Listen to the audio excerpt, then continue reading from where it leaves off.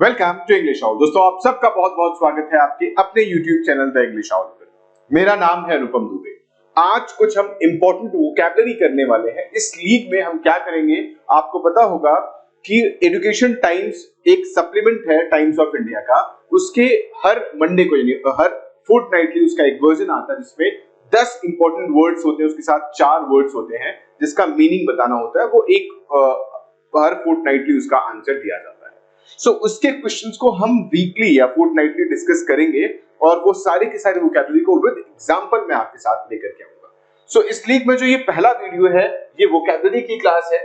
ये वोकैबुलरी की पहली क्लास है इस लीग में, जहां पर हम डिस्कस करने वाले हैं ये एजुकेशन टाइम्स यानी 4 अगस्त 2022 को जो एजुकेशन टाइम्स आया हुआ है उसके क्वेश्चंस हैं। आप देख सकते हैं ये वो 10 क्वेश्चंस है। क्या लिखा हुआ है, सेलेक्ट द वर्ड और phrase you think is the nearest in the meaning to the keyword given in the questions below।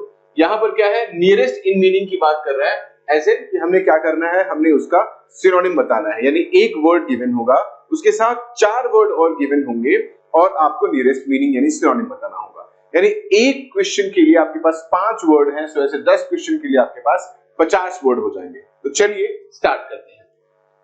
First word की बात करते हैं। पहले इंस्ट्रक्शन बहुत ध्यान से पढ़ते हैं। देखिए, जिस भी एग्जाम में आप अपीयर होने जा रहे हो, सबसे जरूरी चीज है कि उसका इंस्ट्रक्शन ध्यान से पढ़ो कि वो सिनोनिम पूछ रहा है, एंटोनिम पूछ रहा है, वन वर्ड सब्स्टिट्यूशन है या क्या है। इंस्ट्रक्शन अच्छे से ना पढ़ने की वजह से प्रॉब्लम आती है। जब भी आपको कोई नया वर्ड मिले तो आपको 3 काम करना है। सबसे पहले उसकी मीनिंग देखनी है, सिर्फ मीनिंग देखने से काम नहीं चलेगा, उसका प्रोनाउंसिएशन भी देखना है और उसके पार्ट्स ऑफ स्पीच का पता लगाना है कि वो नाउन है, एडजेक्टिव है या वर्ब है। सो क्या लिखा हुआ है, सेलेक्ट द वर्ड और phrase you think is the nearest in meaning to the keyword given in question। पहला क्वेश्चन है, abstract एक वर्ड है जिसके अलग अलग नियम होते हैं, अलग अलग मीनिंग होता है इनफैक्ट। सो abstract के साथ 4 ऑप्शन दिए गए हैं, peculiar, normal, summary और diagnose। इसमें आपको आंसर बताना है कि क्या सही जवाब होगा।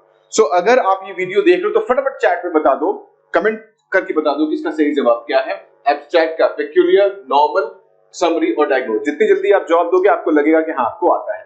सो इसका जो सही जवाब है हम नेक्स्ट स्लाइड में देखेंगे।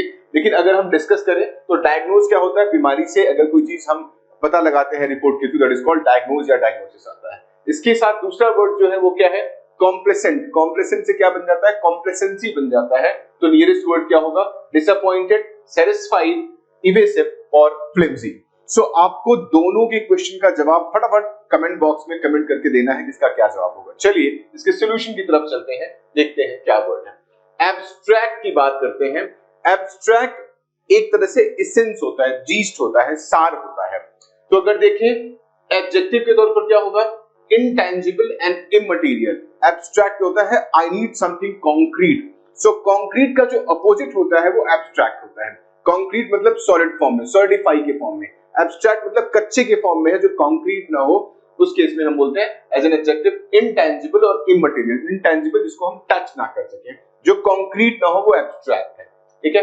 एज अ वर्ब क्या हो गया, डिटैच यानी अलग कर लेना। हम एब्स्ट्रैक्ट करते हैं, जो यूजफुल इंफॉर्मेशन है उसको एब्स्ट्रैक्ट कर लो, उसको निकाल लो, दैट इज कॉल्ड डिटैच कर लो, सेग्रीगेट कर लो, अलग कर लो। उसी के साथ वर्ब में इसका दूसरा मीनिंग होता है ब्रीफ करना, समराइज करना। तो एग्जांपल क्या है, an abstract of his inaugural address, यानी जो उसने एड्रेस किया हुआ उसका एब्स्ट्रैक्ट, उसका सार क्या है, इसकी बात कर रहा है। An abstract of his inaugural address, tell in chat. ये आपको बताना है कि ये वर्ब है या एडजेक्टिव है, ये आपको फटाफट तुरंत चैट में करके बताना है, कमेंट सेक्शन में बताना है। और दूसरा एग्जांपल है, we have been discussing the problem in a very abstract manner. हमने प्रॉब्लम को सिर्फ एब्स्ट्रैक्ट मैनर में डिस्कस किया है, इसके थॉरो डिस्कशन में नहीं गए हैं, इसको रिटन फॉर्मेट में नहीं गए हैं, हमने इसको इंटेंजिबल फॉर्मेट में डिस्कस किया हुआ है। ये है एब्स्ट्रैक्ट। इसके साथ जो अलग वर्ड थे वो क्या था, पेक्यूलियर। पेक्यूलियर का मतलब होता है बिजार, जो अजीबोगरीब हो, दैट इज कॉल्ड वियर्ड हो, बिजार हो, उसको पेक्यूलियर बोलते हैं। हिज एक्सेंट वाज पेक्यूलियर, उसका जो एक्सेंट था वो पेक्यूलियर था। अब हम सही जवाब पर आ जाते हैं। वर्ड क्या था, एब्स्ट्रैक्ट। पेक्यूलियर मतलब अजीबोगरीब, नॉर्मल आपको पता है नॉर्मल, डायग्नोज का मतलब बीमारी को डायग्नोज करना। तो अपने पास जवाब क्या आ गया एब्स्ट्रैक्ट का, हमने कहा ना जीस्ट और समरी। तो इसका जो सही जवाब है वो बी हो गया, दैट इज समरी। ये इसका सही जवाब है। ठीक है, अगले वर्ड के सॉल्यूशन की तरफ चलते हैं, जहां पर अपने पास था कॉम्प्लेसेंट। कॉम्प्लेसेंट का मतलब होता है ग्लैड, थोड़ा खुश हो जाना। कॉम्प्लेसेंसी एक चीज होता है कि आपको जो चीज मिल गई उससे आप प्रसन्न हो, खुश हो, सेटिस्फाइड हो, that is called complacent. So self satisfied और स्मार्ट एक वो पोजीशन जहां पर आपको और ज्यादा पाने की इच्छा नहीं है, दैट इज कॉल्ड कॉम्प्लेसेंट। होता है ना कि अच्छा अब मैं कॉम्प्लेसेंट हो गया अपनी लाइफ से, मुझे और कुछ नहीं चाहिए, that is complacency. So adjective word हो गया glad, self satisfied, smart. So you can't be complacent about preparation. तो अगर आप प्रिपरेशन कर रहे हो तो आपको कॉम्प्लेसेंसी बिल्कुल नहीं रखनी है, कॉम्प्लेसेंट बिल्कुल नहीं होना जिस भी एंट्रेंस एग्जाम की आप प्रिपरेशन कर रहे हो, ठीक है। एक वर्ड था इवेसिव, क्या होता है? टेंडिंग टू अवॉइड कमिटमेंट और self revelation specially by responding only indirectly, यानी गोल मोल घुमाने को जिसको बोलते हैं, that is called evasive. His answer and his gestures were evasive. Evasive का मतलब कि इनडायरेक्टली जो धूर्तता के साथ कोई काम किया जाए, दैट इज कॉल्ड इवेसिव, ठीक है। फिर एक वर्ड आता है फ्लिमजी। फ्लिमजी का मतलब comparatively light and इनसब्सटेंशियल, easily damage, जो बहुत कमजोर होता है उसको हम बोलते हैं कि फ्लिमजी। दिस इज फ्लिमजी, यानी कंपैरेटिवली लाइट, जो बहुत हल्का हो, इनसब्सटेंशियल हो, इनसिग्निफिकेंट हो, छोटा हो, कमजोर हो और इजीली डैमेज हो जाए, इजीली ब्रेकेबल हो जाए, दैट इज कॉल्ड फ्लिमजी। सो अब अपने पास क्वेश्चन क्या था? क्वेश्चन था कॉम्प्लेसेंट। कॉम्प्लेसेंट के चार ऑप्शन थे, हमें इसका क्या बताना था? नियरेस्ट इन मीनिंग बताना था। डिसअपॉइंटेड मतलब मैं दुखी हूं आपसे, डिसअपॉइंट हो गया। इवेसिव का मतलब बता दिया, जो गोल मोल घुमाने वाली बातें हो गई। फ्लिमजी यानी कमजोर, इनसब्सटेंशियल हो गया। तो कॉम्प्लेसेंट का मतलब सेल्फ सेटिस्फाइड, मैं जो चीज है मुझसे खुश हूं, दैट इज कॉल्ड कॉम्प्लेसेंट। चलिए, दो वर्ड हमने डिस्कस किया, दो वर्ड का मतलब 10 वर्ड हुए। आगे के देखते हैं वर्ड। अब नया वर्ड क्या आता है? एक्सटर्मिनेट। आपको फिर से वही कमेंट बॉक्स में फटाफट, अगर आपको इसका जवाब पता है तो कमेंट बॉक्स में इसका जवाब देना है। एक्सटर्मिनेट क्या इसका होगा? इविक्ट, एक्यूज, डिसोसिएट और एनिलेट। जो चौथा वर्ड है इसमें फैमिश्ड, बहुत अच्छा वर्ड है। एग्रीकल्चरल, प्रेस्टिजियस, हंग्री और फिजिबल। अब हम आ जाते हैं एक्सटर्मिनेट के ऊपर। देखिए, एक्सटर्मिनेट एक वर्ब है जिसका मतलब होता है ऑब्लिटरेट। ऑब्लिटरेट का मतलब कोई चीज को कंप्लीटली डिस्ट्रॉय कर दिया जाए, दैट इज कॉल्ड, कोई चीज को कंप्लीटली डिस्ट्रॉय कर दिया जाए तो उसको हम बोलते हैं एक्सटर्मिनेट। तो क्या हो गया ये? एक्सटर्मिनेट। ये क्या है? एक वर्ब है, एक वर्ब है जिसको हम बोलते हैं डिस्ट्रॉय या किसी चीज को डिस्ट्रॉय कर देना। अगला वर्ड इविक्ट है। आपको पता होगा, अगर देखा होगा, इविक्शन की नोटिस भेजी जाती है। इविक्शन की नोटिस का मतलब क्या होता है कि अगर आप कहीं पर रह रहे हो और लॉफुली आपसे वो जगह खाली करा दी जाए, that is called eviction. So expel someone from a property specially with the support of law. Dissociate का मतलब, मैंने पॉलिटिकल पार्टीज क्या कहती हैं, कोई ऐसा स्टेटमेंट किसी ने दे दिया जिससे क्यूज क्रिएट हो, न्यूसेंस क्रिएट हो, तो पॉलिटिकल पार्टीज क्या कर लेती हैं कि मैंने अपने आप को उसके स्टेटमेंट से डिसोसिएट कर लिया। फिर अपने पास क्या होता है? एनिलेट, मतलब खत्म कर देना। सो डिस्ट्रॉय अटरली या ऑब्लिटरेट। तो हमारे पास क्या था? नियरली इन मीनिंग बताना है एक्सटर्मिनेट का। तो एक्सटर्मिनेट का मतलब इविक्ट मतलब कमरे से बाहर निकालना। एक्यूज मतलब क्या होता है? दोषी, कोई गलत काम किया, that is called accuse. Dissociate अलग करना। तो राइट आंसर क्या हो गया अपने पास? डी यानी एनिहिलेट इसका जवाब हो गया। एक्सटर्मिनेट यानी डिस्ट्रॉय कंप्लीटली या ऑब्लिटरेट, खत्म करना। अब हम फैमिश के बारे में बात कर लेते हैं। फैमिश का एक्चुअल जो मीनिंग होता है वो स्टारवेशन होता है, यानी बहुत तेज भूख लगी हो, दैट इज कॉल्ड फैमिश यानी हंग्री। सो हमारे पास एग्रीकल्चर नहीं है, प्रेस्टिजियस यानी इज्जत वाली बात हो गई, फिजिबल यानी जो फिजिबल हो, अप्रोचेबल हो, दैट इज कॉल्ड फिजिबल। सही जवाब क्या हो गया इसका? हंग्री। फिर से आप इसका जवाब देख सकते हो, फैमिश यानी एक्सट्रीमली हंग्री। ये एक वर्ब भी है, एडजेक्टिव भी है। ये एक जब ईडी फॉर्म में आएगा तो ये एडजेक्टिव की तरह से काम करेगा, और ये फैमिश वर्ड से ये वर्ब भी बनता है, फैमिश, फैमिश्ड, फैमिश्ड। स्टार्वेशन इसका मतलब होता है। तो हमने कितने वर्ड कर लिए?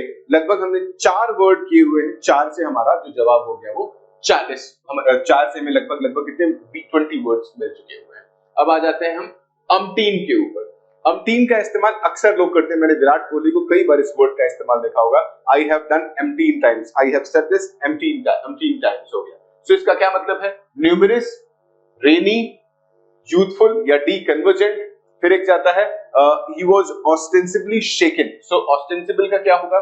स्ट्रॉन्ग, एपेरेंट, डिजायरेबल और फेटफुल। नेक्स्ट स्लाइड पर हम इसको डिस्कस करते हैं। चलिए, अम्टीन एक आसान वर्ड है जिसका मतलब होता है many times. So indefinitely many, a lot of. एक एडजेक्टिव होता है अम्टीन टाइम्स का मतलब कोई चीज कई बार हो, उसको हम अम्टीन बोलते हैं। इनडेफिनेटली मेनी या अ लॉट ऑफ हो जाता है। तो आपके पास ऑप्शन था, इसके साथ साथ क्या ऑप्शन था?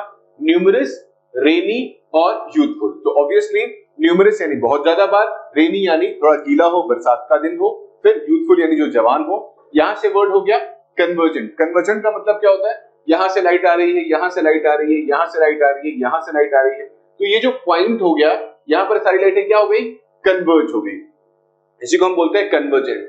Coming closer together specially in characteristics और आइडियाज, यानी कैरेक्टरिस्टिक और आइडियाज में कोई चीज ऐसे नैरो हो जाए एक पॉइंट पर आके, दैट इज कॉल्ड हम कन्वर्जेंट कहते हैं। इसके ऑप्शन देख लेते हैं हम, 3 का जवाब क्या होगा, एक कन्वर्जेंट हमने देख लिया, रेनी होगा नहीं, यूथफुल होगा नहीं, तो इसका सही जवाब क्या हो गया, ए न्यूमरस इसका सही जवाब है। अब हम देख लेते हैं ऑस्टेंसिबल का केस, हम देख लेते हैं। ऑस्टेंसिबल का मतलब क्या होता है, स्टेटेड और appearing to be true but not necessarily so. Apparent explicit का मतलब ऑस्टेंसिबल का जो सही मीनिंग होता है हिंदी में, उसका होता है आभासी, जो हो सकता है सही लगे लेकिन होना, जैसे स्टेटेड और अपीयरिंग टू बी ट्रू, सही लगे बट लिखा भी हुआ है नॉट नेसेसरली सो, तो एपेरेंटली इट कुड बी ट्रू, यानी हमने माना कि अब अगर कोई कह सकता है कि कोई चीज हो सकती है लेकिन होना, तो उसको हम एपेरेंट यानी आभासी तौर पर कहते हैं, दैट इज ऑस्टेंसिबल हो जाता है, दैट इज ऑस्टेंसिबल। सो आपके पास ऑप्शन क्या क्या है, स्ट्रॉन्ग ऑप्शन था, डिजायरेबल ऑप्शन है, एपेरेंट ऑप्शन है और फेटफुल। फेटफुल का मतलब क्या होता है, जो बहुत निर्णायक हो, वाइटल हो, क्रूशियल हो, डिसाइसिव हो, इंपॉर्टेंट हो, डिसाइडिंग हो, कहते हैं it's a fateful day for India. अगर इंडिया वर्ल्ड कप में खेल रही है, लास्ट मैच चलने वाला है, तो बोलेंगे it's a fateful day for India, क्योंकि इसमें निर्णायक मैच होने वाला है। सो अगर हम ऑस्टेंसिबल की बात कर रहे हैं तो इसका मतलब भी एपेरेंट होता है, आभासी होता है। सो अपने पास ऑप्शन में क्या था, ऑस्टेंसिबल का राइट जवाब, राइट आंसर क्या हो जाएगा इसका, सी हो जाएगा, एपेरेंट हो जाएगा। ठीक है, तो हमने टोटल कितने वर्ड डिस्कस कर लिए, हमने 6 वर्ड डिस्कस कर लिए। 6 वर्ड का मतलब हमने 30 वर्ड डिस्कस कर लिए, क्योंकि एक वर्ड के साथ 4 ऑप्शन होता है। ठीक है, चलिए नेक्स्ट स्लाइड पे देखते हैं हम। स्टॉलवर्ड, हम कहते हैं इंडियन पॉलिटिक्स के स्टॉलवर्ड कौन है, तो हम अक्सर दिमाग में नाम आ जाता है कि हम अटल बिहारी वाजपेयी का नाम लेते हैं, एक सीजन पॉलिटिशियन थे। तो स्टॉलवर्ड की मीनिंग की बात किया जाए तो वॉचफुल, डेलिकेट, स्टर्डी और एंकोमियम। मैं बता दूं कि ये 4 अगस्त का जो एजुकेशन टाइम्स है उसके वर्ड्स हैं, जिसका जवाब 15 दिन बाद आता है। और आप सबको क्या करना है कि इस वीडियो को अगर आप देख रहे हैं तो कमेंट बॉक्स में जाकर के हर एक वर्ड को आपका आंसर देना, जिससे आप खुद अपने आप को चेक कर सको। ठीक है, सो स्टॉलवर्ड का मतलब होता है जो बहुत कद्दावर नेता होता है, दैट इज कॉल्ड स्टॉलवर्ड। लेकिन अगर आप देखोगे वॉचफुल मतलब चौकन्ना, डेलिकेट यानी नाजुक, एंकोमियम मैं बताऊंगा आगे, स्टर्डी मजबूत, हम आगे देखेंगे, इसके आगे वाले स्लाइड में देखेंगे। हम म्यूनिफिसेंस की बात करते हैं, क्या वर्ड है म्यूनिफिसेंस। एनिमोसिटी की बात करेंगे या जनरोसिटी की बात करेंगे, आपस में ये एंटोनिम है, या हम एक्सिलरेशन की बात करेंगे या हम कोऑपरेशन की बात करेंगे। सो नेक्स्ट स्लाइड में ये पूरा डिस्कस करते हैं इत्मीनान से। स्टॉलवर्ड का मतलब loyal, reliable and hard working. मैंने कहा ना कद्दावर जो चीज होता है उसको हम स्टॉलवर्ड बोलते हैं, एडजेक्टिव या नाउन।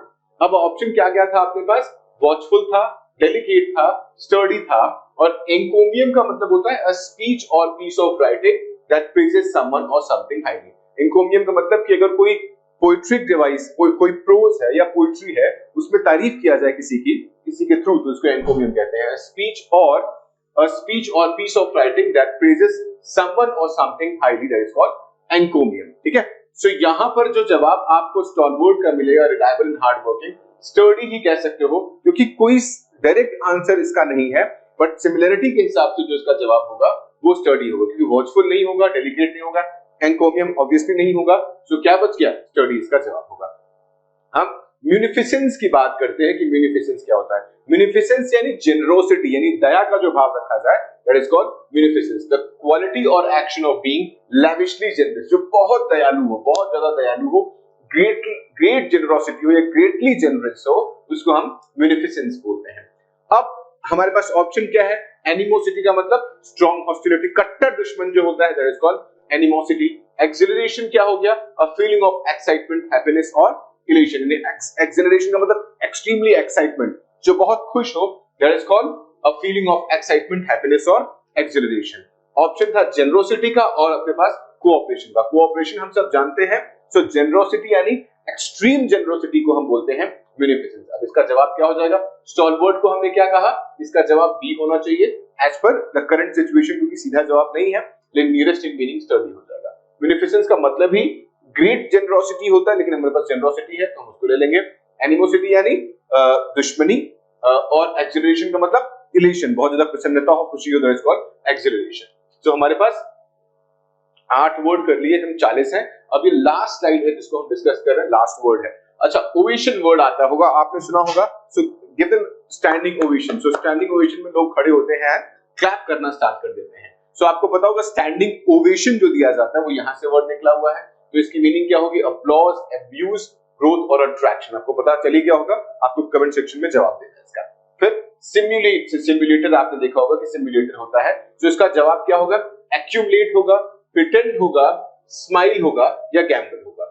चलिए इसको डिटेल में डिस्कस करते हैं। फिर से मैंने कोशिश किया है कि हर एक वर्ड को उसके यूसेज के साथ बताऊं, उसका पार्ट्स ऑफ स्पीच बताऊं, लेकिन फिर भी अगर किसी वर्ड में आपको डाउट है तो आप कमेंट सेक्शन में कमेंट करके पूछ सकते हैं। अब ओवेशन की बात करते हैं। enthusiastic show of appreciation from an audience especially by means of applause, यानी कहता है ना तालियों की गड़गड़ाहट के बीच में। सो ओवेशन का मतलब होता है अप्रिसिएशन, लिखा हुआ ना, appreciation from an audience specially by means of applause. Applause के थ्रू तारीफ करना को हम ओवेशन बोलते हैं। सो क्लियर आंसर इसका क्या हो जाएगा? अपलॉज हो जाएगा। अब्यूज यानी गाली देना, ग्रोथ यानी तरक्की करना, अट्रैक्शन यानी आकर्षण। तो सही जवाब क्या हो जाएगा? ए इसका सही जवाब है, अपलॉज। ठीक है, इसमें आप सही जवाब क्या लिखेंगे? ए लिखेंगे। उम्मीद है कि आपने कमेंट सेक्शन में देख लिया होगा। अब हम सिमुलेट की बात करते हैं। इमिटेट द अपीयरेंस और character of emulate A artificial fake. ठीक है, सिमुलेट का मतलब क्या, किस सेंस में हम इस्तेमाल करते हैं कि उसको आप किसी चीज को इमिटेट कर लो, कॉपी कर लो, उसको हम बोलते हैं इमिटेट। सो ये एम्यूलेट का मतलब भी पूरा कॉपी कर ले जाना होता है। एप का मतलब आपने देखा होगा जो नकल करे, that is called app. Artificial भी हो सकता है इसका, फेक भी इसका मतलब होता है। अपने पास ऑप्शन क्या क्या है? एक्यूमुलेट है, स्माइल है, गैम्बल है और प्रिटेंड है। तो एक चीज क्लियर है कि एक्यूमुलेट यानी इस चीज को इकट्ठा करने को हम एक्यूमुलेट बोलते हैं। ये गलत जवाब है। ठीक, स्माइल नहीं होगा, गैम्बल नहीं होगा, हम प्रिटेंड की बात करते हैं। ये जितने वर्ड देख रहे हो ये सारे सिमुलेट होते हैं। इम्यूलेट भी होता है, एप भी है, आर्टिफिशियल और फेक। सो अगर मैं प्रिटेंड करूं किसी और के होने का, जैसे मस्कराडिंग होता है ना, छुपाना, he pretended to be someone who he is not, मैं कुछ और बनने की कोशिश करूं जो मैं नहीं हूं, that is called pretending। तो simulate का मतलब artificial हो गया, तो that is the right answer is C। So आपको क्या करना था? nearest in meaning बताना था, exactly synonym नहीं बताना था। तो इसीलिए क्या करते हैं, आपके पास जो एग्जामिनर होते हैं बहुत चालाकी से आपको कंफ्यूज करते हैं अपने लैंग्वेज में कि nearest in meaning। हो सकता है कि वो नॉर्मल डेली लाइफ में वो मीनिंग ना हो उसका, लेकिन करंट सिचुएशन में 4 ऑप्शन में से बेस्ट सुटेबल ऑप्शन होगा नियरेस्ट इन मीनिंग, वो आपको चुनना है। तो मुझे उम्मीद है कि ये वीडियो आपको पसंद आया होगा और इस लीग में हम आगे वीडियो भी लेते आएंगे आपके लिए। So please do subscribe the channel और किसी भी डाउट के लिए इसमें कमेंट सेक्शन में आप कमेंट करके हमें बता सकते हैं। Thank you so much.